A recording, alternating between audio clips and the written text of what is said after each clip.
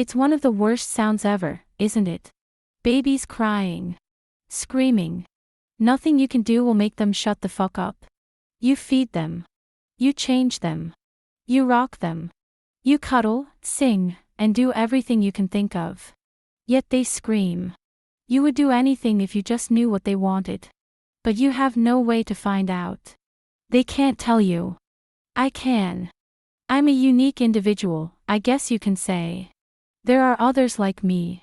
We even have a Discord, now. I miss the days when we had a forum and everything was easily archived, but times change, and so do we.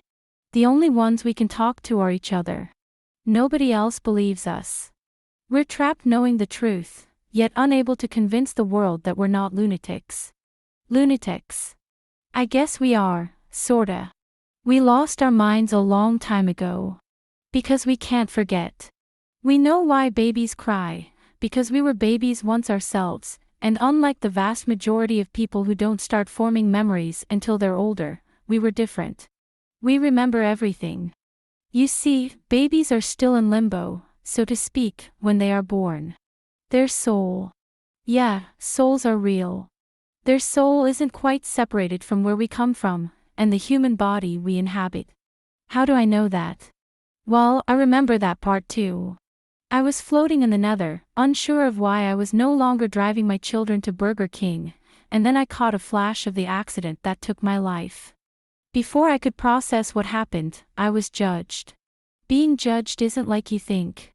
There are no pearly gates, golden roads, or mansions in the sky. You're simply judged. Bad? Well, that's what hell is for. Good. Great, you get sent back to Earth. Recycled, reincarnated, whatever.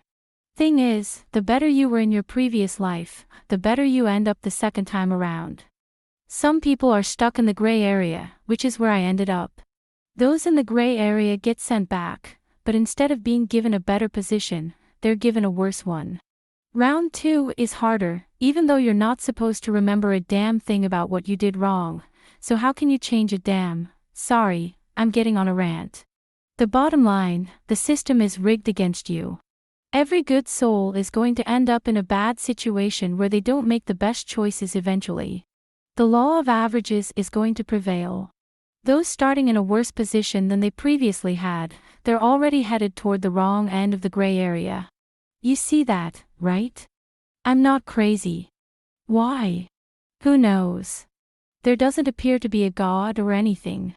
It's just an automated system where you're whisked towards your destination, an algorithm measures your worth, and you're sent on to your next life.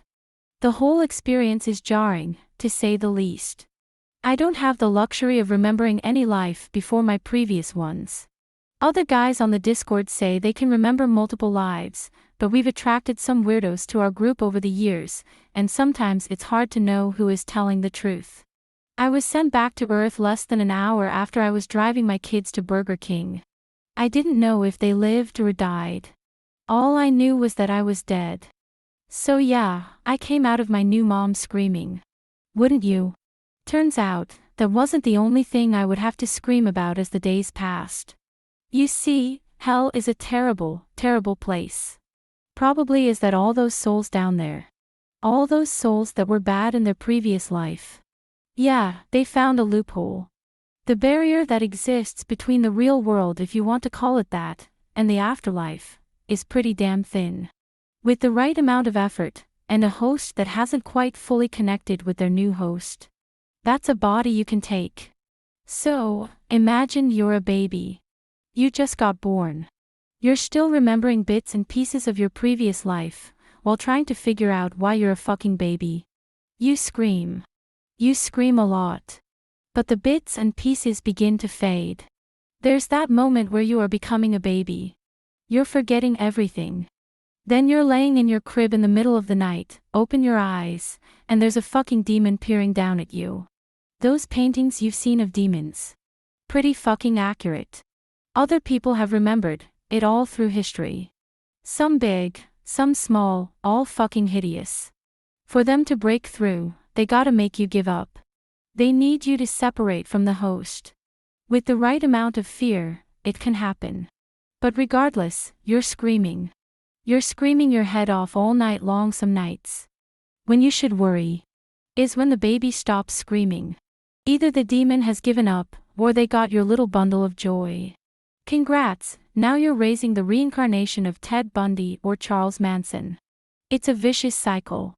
And where do the souls go that give up and detach? Nobody knows. None of us have ever met one. The little that we do know has been pieced together from bits and pieces of memories, assembled into something that is almost cohesive. Luckily, most of that was done before we started sharing our story, and attracted a lot of people who believe in Mandela effects and space aliens. One of those is crazy. I'll let you figure out which one it is. But yeah, that's all I got for you. I thought I'd tell you why babies cry, and now you know. They're either mourning a life they still remember, or staring down a fucking demon. Sometimes more than one. Hell, maybe we should all be screaming.